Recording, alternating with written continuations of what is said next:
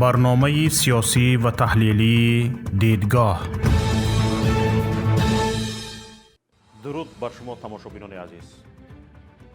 در خدمت شما در برنامه دیدگاه شوکتی محمد هستم و امروز ما درباره چی صحبت خواهیم کرد؟ درباره آنه که دانسته شد امام علی رحمان تنها به زور تسلیم می شود.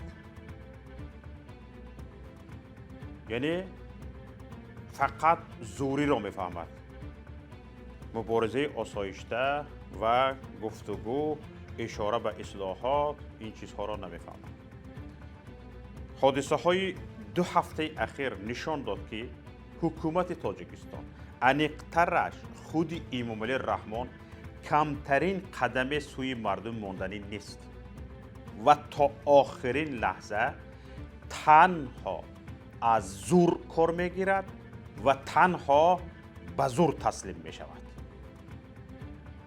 امام علی رحمان بار دیگر این اندیشه را در ذهنها تقویت داد که به هیچ توافق پایدار نیست، همیشه خیانت میکند و تنها با قیام سراسری مردمی و زدن لغت آبدار به پسش امام علی رحمان را میتواند از قدرت کنار زند. حالا درباره 4 پیام امام علی رحمان در 3 هفته اخیر در این برنامه صحبت میکنیم. تماشاگران عزیز، شرط نیست گذشته 30 ساله امام علی رحمان در حکومت آموخته شود. تنها پیگیری حادثه های 3 هفته اخیر تمام سیاست، شخصیت و نقشه های امام علی رحمان را فاش می سازد. امام علی رحمان در این 3 هفته آنقدر پیام های به مردم داد که برای تحلیلگران، سیاست شناسان، تاریخ نویسان و روزنامه‌نگاران چند کتاب مواد می شود. چند کتاب. حالا بیایید اینجا از همین پیام های داده امام علی رحمان 4 تایش را ذکر میکنیم. پیام اول امام علی رحمان این بود که هر کس اعتراض میکند برایش او جنایتکار است. اعتراض یعنی جنایت. ببینید 2 زندانی سیاسی رحمت الله رجب و زبیدالله رازق همگی بعد 1 هفته نوشتن نامه به رئیس جمهور برای بازبینی پروندهشان شدیداً مجازات شدند. همین 2 موش سفید، یکیش 77 ساله، دیگرش 64 ساله، به فکر من 64 ساله هستند. روز 8 نوامبر به اتاق جریموی در زندان گذرانیده شده. تا حال تقدیرشان معلوم نیست که آنها در چه حال هستند. خودی مقامات هم پنهان نمی کنند که سبب اساسی جزا گرفتن این 2 موش سفید محض نامه نوشتنشان به رئیس جمهور است. به رئیس جمهور نامه اعتراضی نوشتگی. قبل از این نامه نوشتن با این 2 نفر زندانی دیگری سیاسی حکمت الله سیف الله زاده رو میشناسیم. سردبیر نشریه نجات بودند. حکمت الله سیف الله زاده به اینها همراه بودند و هر سهشان حکمت الله سیف الله زاده، زبیدالله رازق، رحمت الله رجب به عنوان دادستانی کل، دادگاه عالی و وکالتداری حقوق انسان انا به همین مضمون نامه نوشتگی بودند. به رئیس جمهور نه. هر سهشان نامه نوشتگی بودند. بعد نامه سیف الله زاده مورد حمله قرار می گیرد در زندان و شدیداً مجروح می شود. زده میده می کنند. سیف الله زاده هم از 70 گذشتگی است تقریبا. بر زمین کوشش حمله به این دو نفر دیگر زبیدالله رازق و رحمت الله رجب صورت میگیرد. اکنون ببینید این دو نفر دیگر پست خافسی میکنند. حکمت الله سیف الله زاده عقب نشینی میکنند، چون که او بیچاره به نزدیکی از اپراتسیون برآمدگی بودند. به نزدیکی خیلی بیماری شدید شده بودند، از اپراتسیون برآمدند، شاید تاب و طاقت این ضرب و لط رو نداشتند. حالا ببینید در همین اینها زبیدالله رازق رحمت الله رجب در اخیر دفعه دوم به پرزیدنت نامه میکنند، نامه اعتراضی. اما در اول این سه نفر نامه رو نوشته بودند. در نامهشان به این سه نهاد اینها گفتگی بودند که در صورت اجرا نشدن درخواستشان یک نامه دیگر برای رئیس جمهور هم می نویسند. یعنی این آگاهی به آنها بود که پای پیشوا را به این میان نکشند و تابع عالی جناب را خیره نسازند و کار را خودشان حل کنند. اما اینها آگاهی جوابی دادند. آگاهی جوابی دادند و این دو را بردن به اتاق جریموی زدند و انا همین خیل نخواستند که در همجا ایستند و یعنی تابع پیشوایشان را خواستند که خیره نشود. اکنون ببینید آگاهی را سیف الله زاده میپذیرد ظاهراً، به این دو در شکایت دویم همراه نمی شود. اما این دو نفر که آگاهی را نادیده گرفتند و اینک 23 روز است که در اتاق تنگ و تاریک و نم پر از کیک شیزا زندگی دارند در اتاق جریموی. اکنون نگاه کنید، اگر کسی به این فکر، به این اندیشه، به این نظر است که امام علی رحمان شخصا در قصه این گونه کارها نیست و خبر نه از نامه و نه از جزا دادن نامه‌نگاران دارد، سخت اشتباه میکند.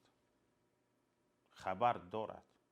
امام علی رحمان به هر کوچکترین قضیه آنهایی که کمترین اعتراض علیهش کردند حتما باخبر است و شخصا سپارش میدهد. برای مثال با ما یک معلومات رسید که معلومات عمیق. نوکران امام علی رحمان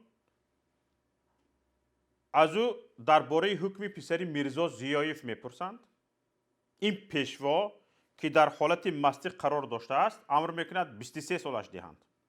23 سال. بعد از مستی فرامدن و به خودش آمدن، کدامی از نوکران که ظاهرا انصاف هم داشته است میگوید که جناب 23 سال شاید وزنین تر باشد. اینا بیچاره فکر میکند که مست بود، شاید در مستیش گفته که هوشیار شد. اکنون گویم شاید رحم به دلش بیارد. امام علی رحمت چی میگه؟ چی فکر داری 30 سال دهیمش؟ جوان است، در 23 سال عقلش میدراید. گپ رو بینید. این گپ همین اطرافی خودی امام علی رحمان است. گفته است که جوان است، 23 سال ده عقلش نغز میدراید. نه. با جزا دادن تنها برای نامه امام علی رحمان پیام داد که نه تنها اعتراض علیه سیاست هایش بلکه کمترین ناراضگی به حکم های صادر کردهش جنایت است و جزای سنگین در پس دارد، حتی اگر این اعتراض از موی سفید سالخورده و بزرگتر از خودش و بعد سالها تحمل جزا کردن صدا می دهد. بیچاره ها 6 سال شد در زندان هستند، 6 سال بیگناه بیجرم، اما سن سال آنها از سن سال امام علی رحمان کلانتر است.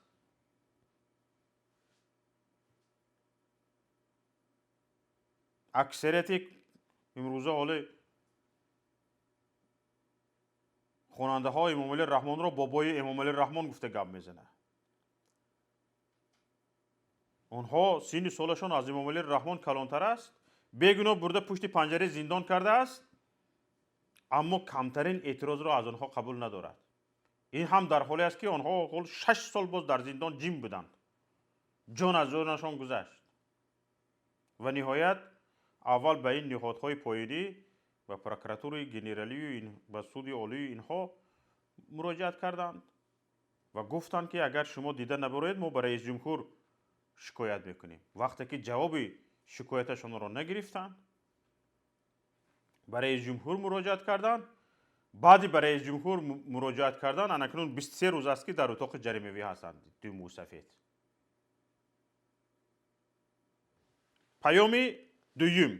پیام دوم امام علی رحمان این بود که آزادی، حتی آزادی نسبی در تاجیکستان وجود داشته نمیتواند. درباره آزادی باید مردم تاجیکستان گپ نزنند. درباره حقوق آزادی گپ نشود. اگر قبلا امام علی رحمان برای کاملا شکستن مردم بدخشان و مثل همه منطقه های کشور به خودش رام کردن و سرخم نمودن آنها با فاصله 6-7 سال اقدام میکرد،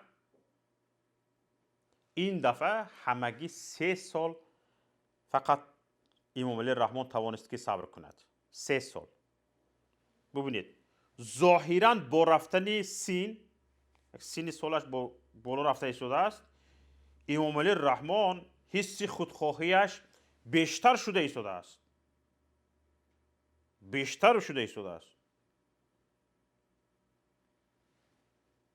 یا که میخواهد از وضعیتی به وجود آمده در منطقه استفاده کامل کند. حالا در منطقه این مسئله افغانستان رفته شده است، میخواهد از همین وضعیت استفاده کند.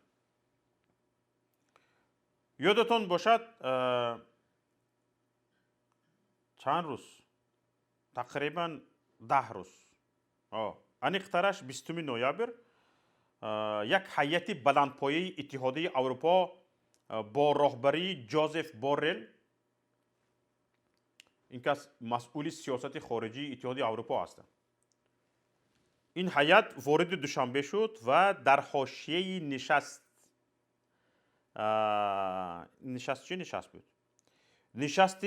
وزیران کارهای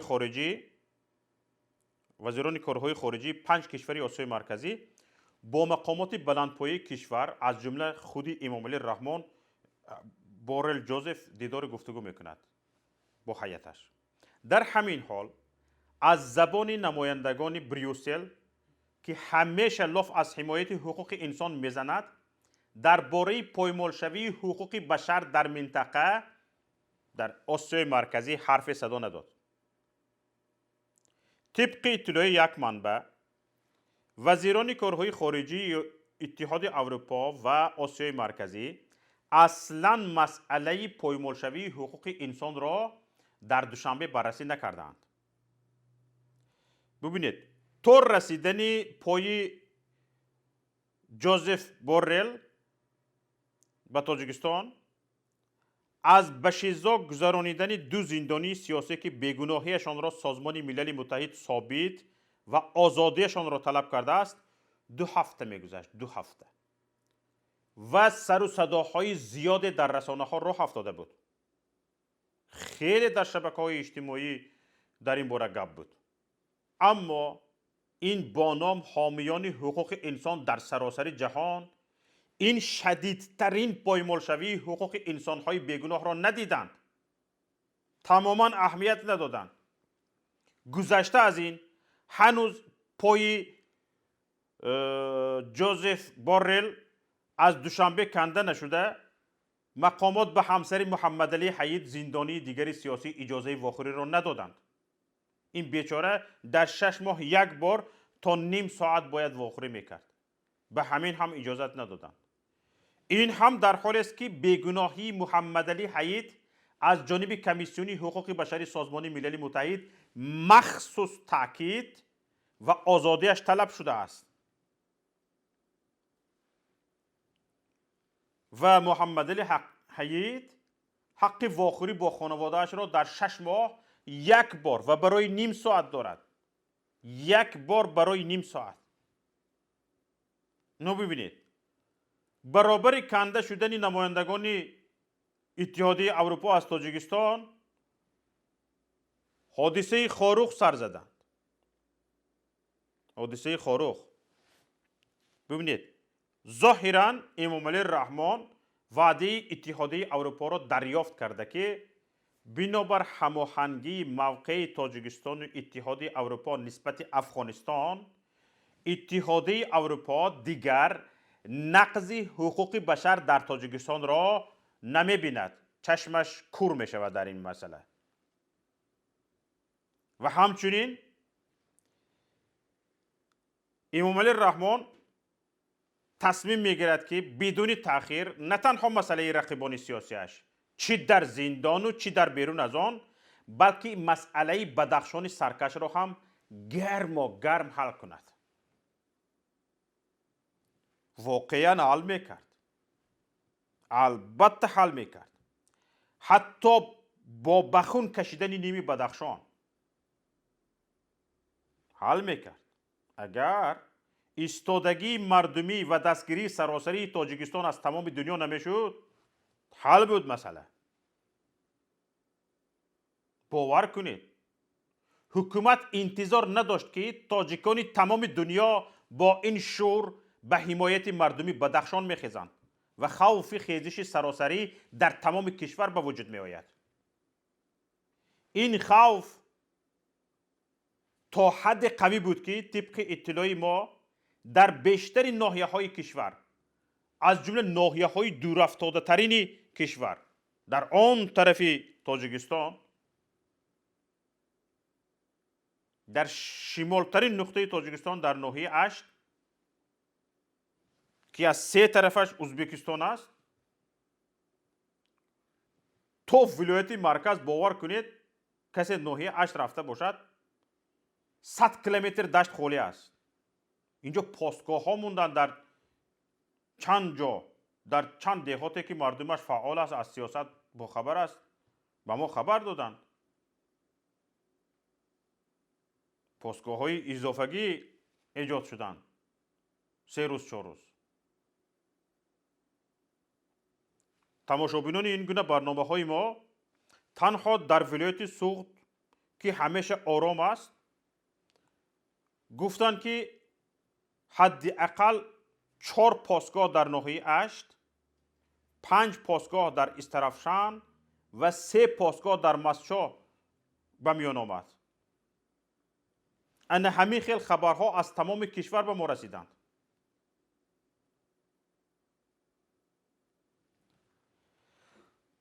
اکنون این را ببینید.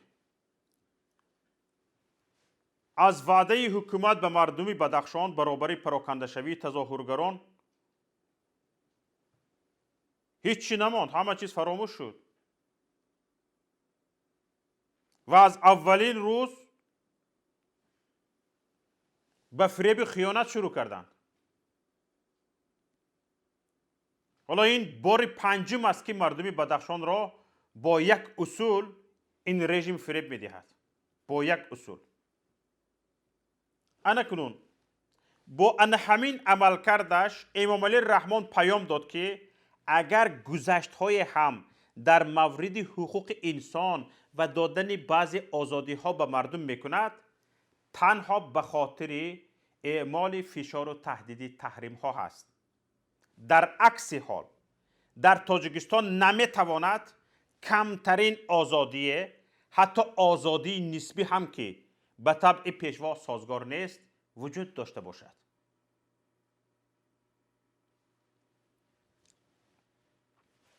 دو پیام را گفتیم. پیام سوم، پیام سوم امام علی رحمان این است که امام علی رحمان میدونید فکرش چی است، شعارش چی است. شعارش این است که میگوید من مالک تاجیکستان و تمام مردمش هستم. یعنی او خودش را مالک میداند، هم به تمام تاجیکستان هم به تمام مردمش. امام علی رحمان خود را مالک مطلق کشور و تمام مردمش میداند و به هیچ کسی به غیر از خودش و خانواده اش مالکیت دادنی نیست. چی آن نفر خدمت‌های به کشور و اقتصادش کرده است و چی به خود شخصی پیشوا. یک ذره قایل نیست که بدهد. ببینید 4 روز پیش 25 نوامبر عزیزالله عبداللهیف عزیزی دامساز گفته برآوردن که مدیر یک شرکت خانه‌سازی در تاجیکستان، این مردک به 30 سال زندان محکوم شد. به 30 سال زندان محکوم شد و از آزادی محروم شد. 30 سال. تمام مال ملکش از جمله بناهای استخامتی و منزل‌های زیستش مصادره شدند. 9 فرزند داشته است. 9 تا فرزند داشته است. برای 9 فرزندش حتی یک خانه استقامتی باقی نگذاشتند. همه را زده گرفتند. دادستانی این عزیزی دامساز را نه فقط خودش بلکه همراهانش را به قاچاق تقریبا نیم تن مواد مخدر و به رسمیت درآوردن پول از راه غیر قانونی به دست آورده متهم کردند. خودش چی گفت؟ خودش همه اتهامات را رد کرد. گفت که اعتراف ها تحت شکنجه حاصل شده است. شکنجه کرده اعتراف گرفتند. به گفته وکیلانش مفتشان عزیزی دامساز را پس از بازداشت به نیروی برق مانده بینی و انگشتانش را شکستند.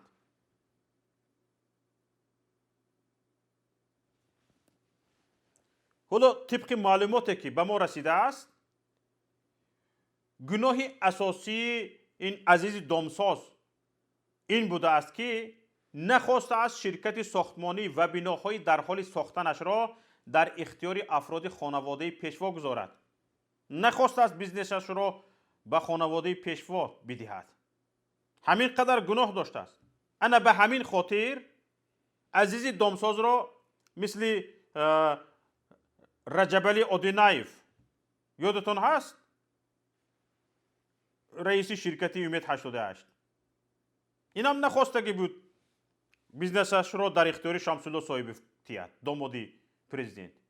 مثل همین رجبالی اودینایف این عزیزی دامساز را هم جزا دادند. به خواست خدا نمیدهی جزایت همین می شود. یک روز پیش از این 24 نوامبر شهرداری دوشنبه قرار صادر میکند. یک روز پیش از این 25 نوامبر 24 نوامبر یک روز پیش شهرداری دوشنبه قرار صادر میکند که بازار معروف سلطان کبیر،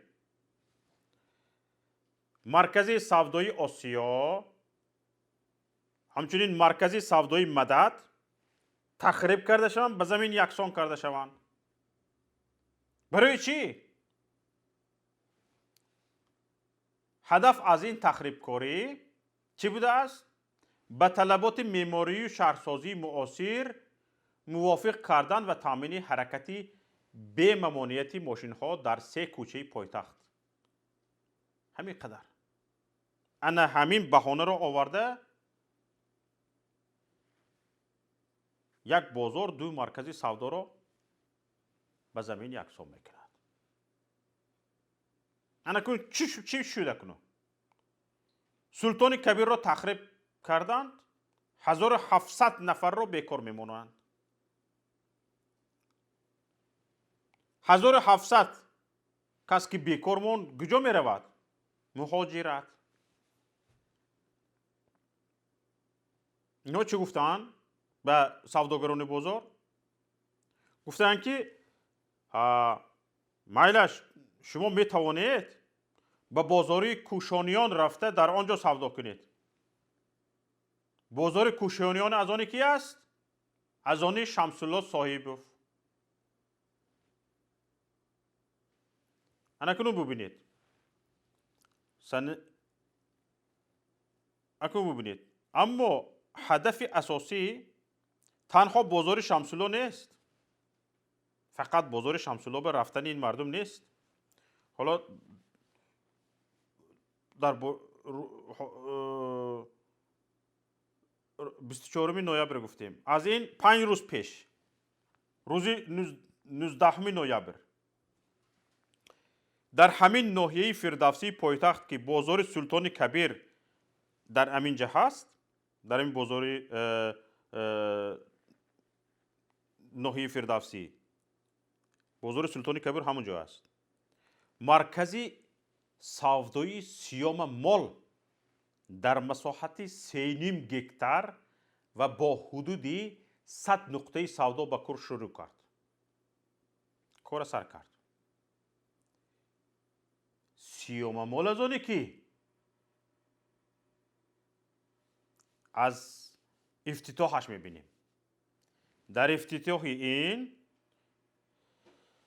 امام علی رحمان و پسر شهردارش رستم امام علی شرکت کردند. مالک این بازار کی است؟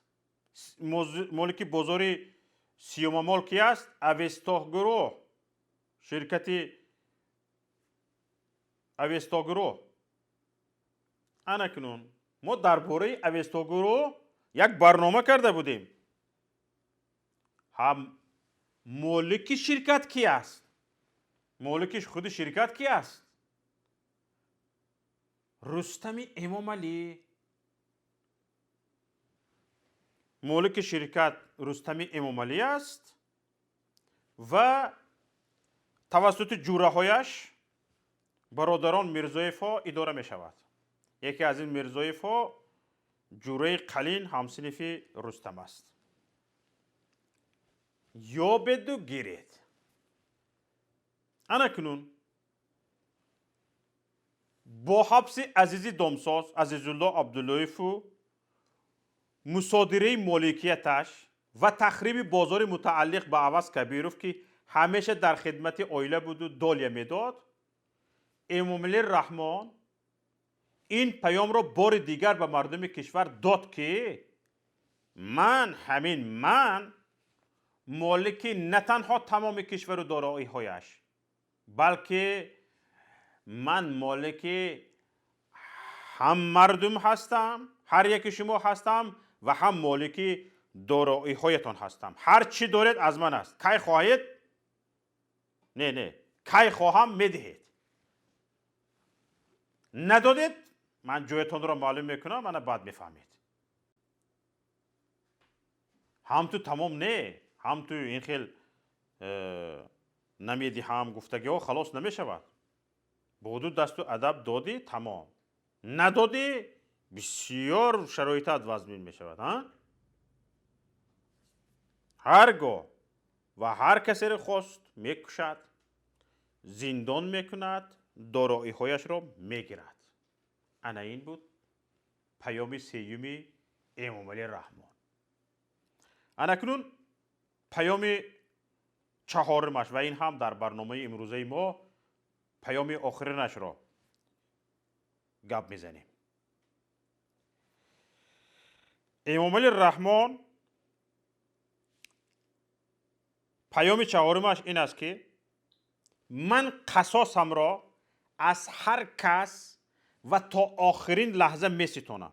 چنان تشنه قصاص است که این، چنان تشنه قصاص است که به هیچ گفتار راست نمی آید. حتی گاه یار و دوستان ما را هم تاکید میکنند این مردک حالا چند گپ ها رو میگویی، چند سرها رو فاش میکنی. این مرده کارت رو بیزیب میکند. گفته بعضی دوستان ما رو هم آگاه میکنند. اما ما این رو امام علی رحمان رو دیده و شناخته به این میدان آمده ایم و تا آن لحظه ای که جان در بدنمان هست، آزاد هستیم، زبانمان آزاد است، خواهیم گفت تا اینکه یک درجه باشد هم از این پیشوا، از کردار رفتار این پیشوا مردم را آگاه کنیم.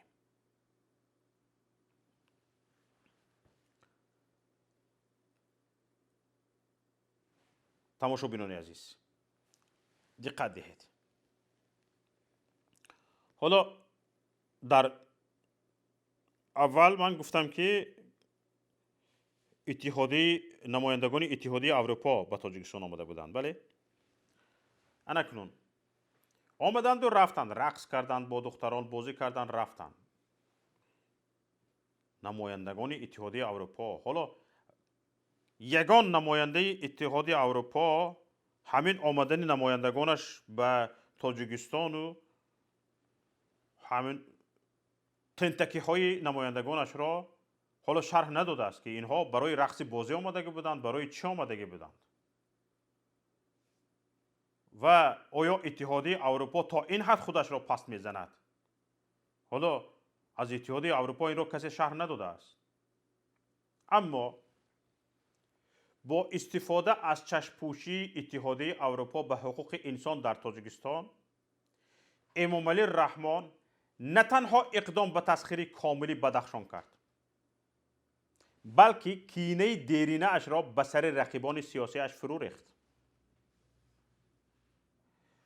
معاون رئیس حزب نهضت اسلامی تاجیکستان، یکی از جسورترین مخالفان در 20 سال آخر که همیشه از رژیم انتقاد میکرد، محمد علی حیید و 7 زندانی سیاسی دیگر به بازداشتگاه مجازاتی برده شدند.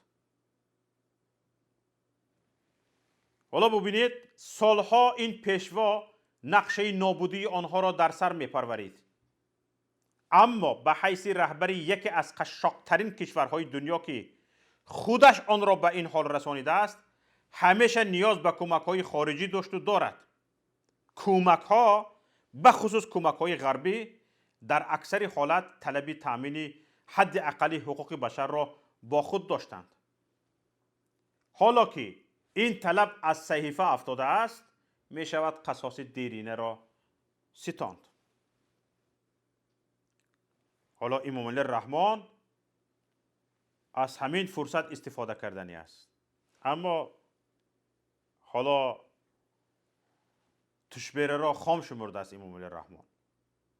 ثانی‌تر میگویم. حالا ببینید در صورت خاموشی جامعه و سازمان‌های بین الملل و کشورهای حامی حقوق انسان، امام علی رحمان حتما قصاصش را خواهد ستاند. اتحادیه اروپا هم شریک این جنایت خواهد بود، اما این موضوع بحث دیگر است.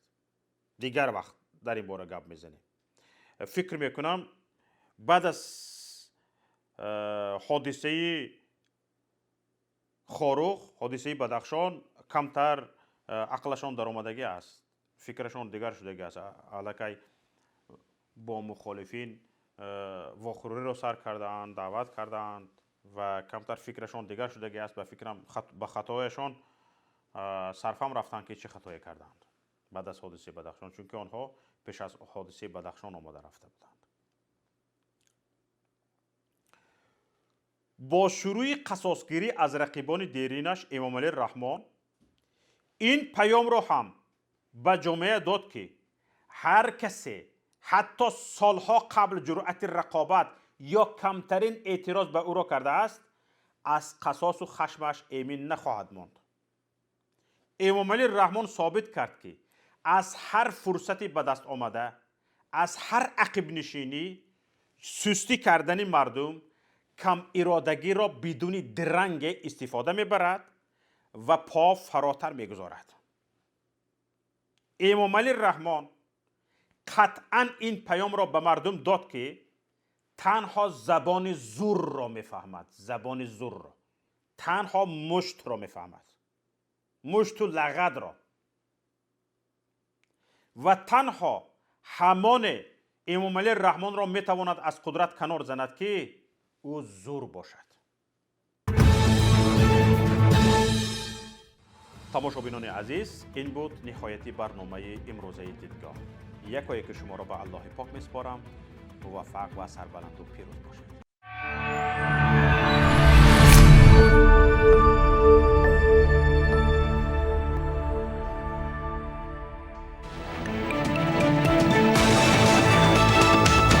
رادیوی پیام، در فضای سیاست صدای جدید.